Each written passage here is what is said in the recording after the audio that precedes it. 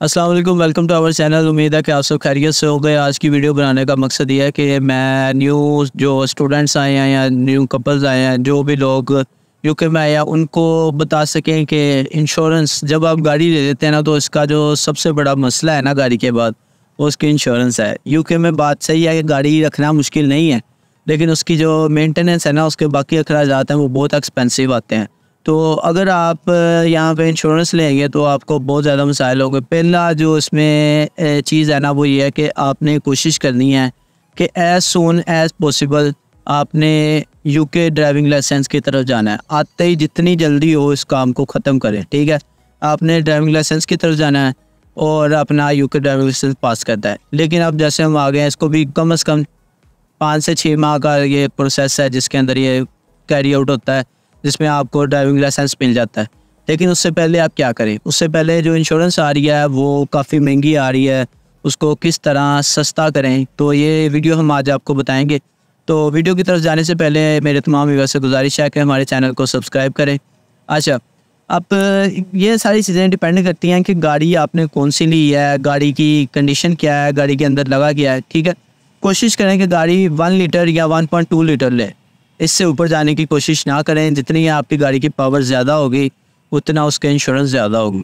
Petrol गाड़ी हो 1.2 या 1 लीटर, ठीक है, उसमें यारस आ जाती है, उसमें मुख्तलिफ आ जाती हैं, तो वो देख लें आप, ठीक है। कोर्सा भी आ जाती है, वॉक्सवागन कोर्सा आ जाती है, फोर्ड फिएस्टा भी आ जाती है। 1.2 या 1 लीटर की गाड़ी लें। गाड़ी ज़्यादा पुरानी ना हो, उसकी कंडीशन ठीक हो, ठीक है, तो वो वाली गाड़ी लें, ठीक है। मतलब कि बहुत ज़्यादा पुरानी ना, आप 2000 से नीचे मॉडल में चले जाएंगे यार, सस्ती सस्ती सस्ती, उसकी इंश्योरेंस भी ज़्यादा हो जाएगी जितनी गाड़ी पुरानी होती जाएगी, ठीक है। दूसरी टिप ये थी आपके कि आपने गाड़ी ज़्यादा पुरानी नहीं लेनी, ठीक है। उसके बाद कुछ चीज़ें होती हैं जिससे गाड़ी की इंश्योरेंस कम होती है, जैसे कि उसके अंदर कैमरा लगा है, डैश कैम जिसको बोलते हैं, वो लगा है। अगर लगा है तो उससे भी इंश्योरेंस कम हो जाती है, अगर नहीं लगा तो उससे इतना खास वैसे फ़र्क नहीं पड़ता, लेकिन वो एक इम्पैक्ट आपके इंश्योरेंस पे ज़रूर डालता है। क्योंकि हम सारे न्यू स्टूडेंट आए होते हैं, तो हमारी कोशिश होती है कि हम मंथली बेस पे इंश्योरेंस लें। और ज़्यादातर जो कंपनीज़ है ना, वो इंटरनेशनल लाइसेंस पर मंथली इंश्योरेंस नहीं देती, ठीक है। वो मार्शमेलो या एक और कंपनी है, मैंने मार्शमेलो से ली है, तो वो आपको मंथली इंश्योरेंस दे देते हैं।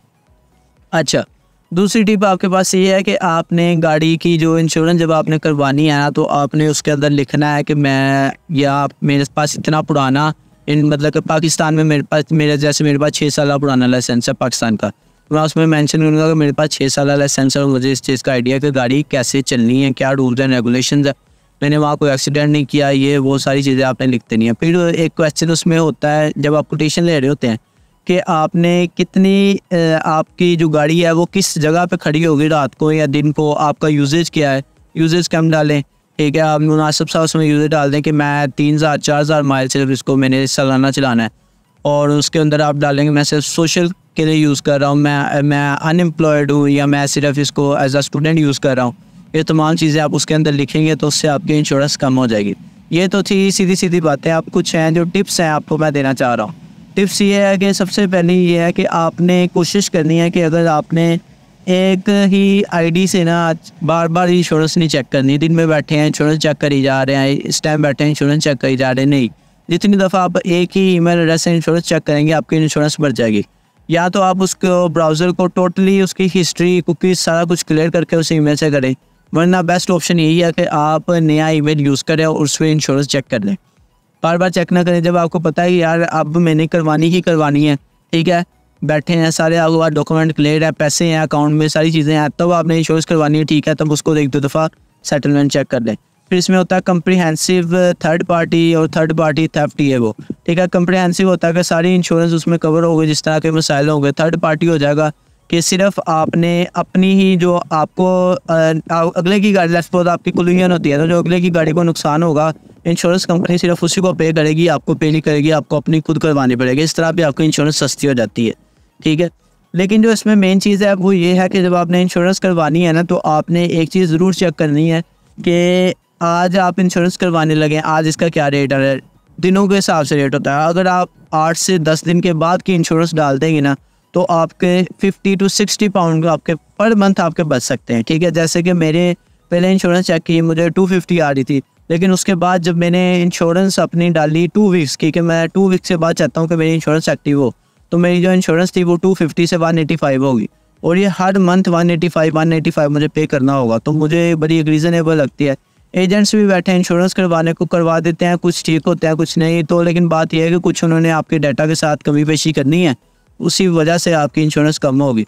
तो क्योंकि हम स्टूडेंट होते हैं, हमने PSW पे जाना है, हमने अभी अपने वीज़ा के स्टेटस बदलने हैं, तो बेहतर ऑप्शन यही है कि आप यहाँ पे थोड़ा सा ज़्यादा पे कर लें, लेकिन वो खुद काम करें। आपका कोई डॉक्यूमेंट कल को कोई मसला बनेगा तो वो आपका जो वीज़ा को आपको बहुत इशू करेगा। ये इसकी मेन टिप थी कि आप कुछ दिन बाद की इंश्योरेंस डालें, ठीक है। अपनी गाड़ी की लोकेशन लिखें कि मैं इस टाइम पे यहाँ गाड़ी खड़ी करता हूँ, इसकी यूजेज कम है, मेरे पास इतना पुराना लाइसेंस है, मेरे पास पाकिस्तान में नो क्लेम बोनस था। ये तमाम चीज़ें आप जब उसमें बताएंगे तो उससे आपकी गाड़ी की श्योरली इंश्योरेंस कम आएगी। और बिज़ी आवर्स में इंश्योरेंस ट्राई ना करें। जो आपको लगे कि इस टाइम लोग ज़्यादा नहीं ट्राई कर रहे होते, सोने का टाइम है या ज़्यादा अर्ली मॉर्निंग है, उस टाइम आप इंश्योरेंस की कोटेशन चेक करें, आपको रीज़नेबल कोटेशन मिलेगी। अपना पैर को ख्याल रखिए, और अगर किसी को भी इस वाले से भी कोई परेशानी है तो मुझे बता सकते हैं, मैं ज़रूर इस पर रहनुमाई करूँगा। शुक्रिया, अल्लाह हाफ़िज़।